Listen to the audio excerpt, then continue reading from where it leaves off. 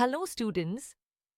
Today we move forward to Cloze Test Part 2, where we will discuss advanced grammar traps, vocabulary mastery and practice passages. Let's begin. In the last session, we learned the basics. A cloze test requires meaning, grammar and logic. The approach is simple. Read the passage, identify its tone, apply grammar, eliminate wrong options and then reread. Now, let's explore advanced grammar traps. First, tense consistency, yesterday past tense, today present tense. Second, subject or verb agreement, the list of items is not are. Third, prepositions, interested in, responsible for. Fourth, articles and determiners, and honest advice. And finally, conjunctions like although, however, and therefore help in logical linking. Madam, may I ask a question? Why do exams often test prepositions so much? Good question. Prepositions are small words, but they change meaning completely. For example, angry at is correct, but angry on is wrong. That's why examiners love testing them. Vocabulary is equally important. You must know word forms, educate, education, educational. Synonyms and antonyms, choosing based on tone. Collocations, shortage of, keen on, aware of. And idioms, in the long run, a blessing in disguise. There are 4 main types: grammar-based, vocabulary-based, theme-based, and mixed cloze tests.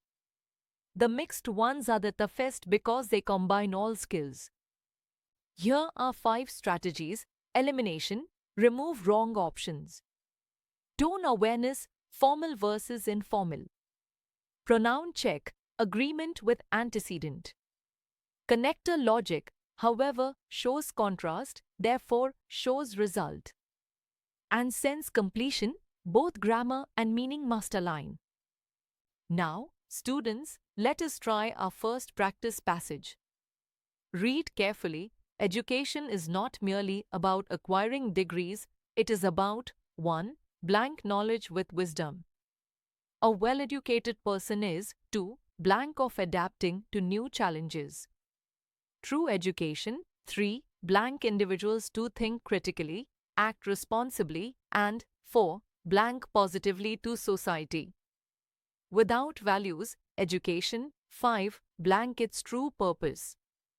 Here are your options. Take a moment and think about the correct choices.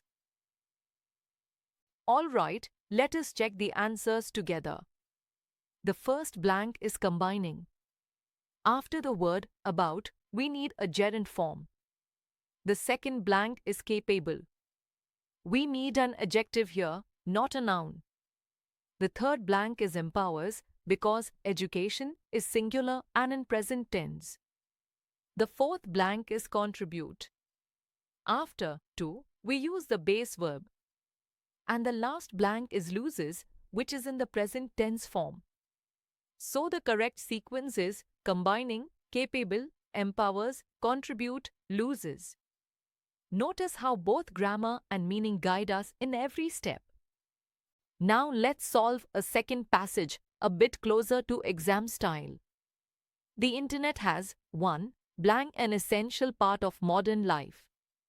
From education to business, it 2. Blank opportunities that were unthinkable a few decades ago. However, it also 3. Blank challenges such as privacy concerns and cybercrime. Therefore, it is important to 4. Blank technology responsibly and 5. Blank the risks involved. Your options are here.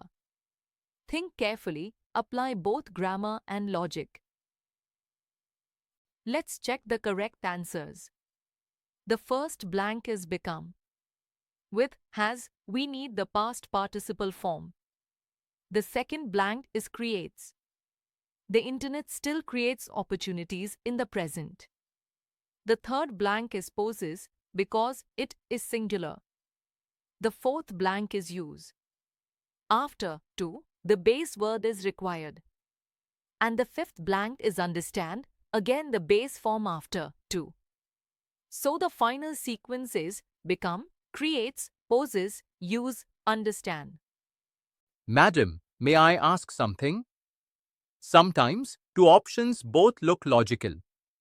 How should we choose? Excellent question. In that case, check for grammar first. If grammar rules allow both, then select the option that matches the passage's tone and flow. Beware of common traps, wrong word form, breaking tense consistency, incorrect collocations, and vocabulary that changes tone, for example, cheap versus affordable. So, to summarize, grammar traps are common. Vocabulary must be accurate with collocations and idioms. Elimination, combined with context, is the most effective strategy. And regular practice builds speed and accuracy. That's all for today's session on Cloze Test Part 2. Keep practicing and you will master it. Jai Hind!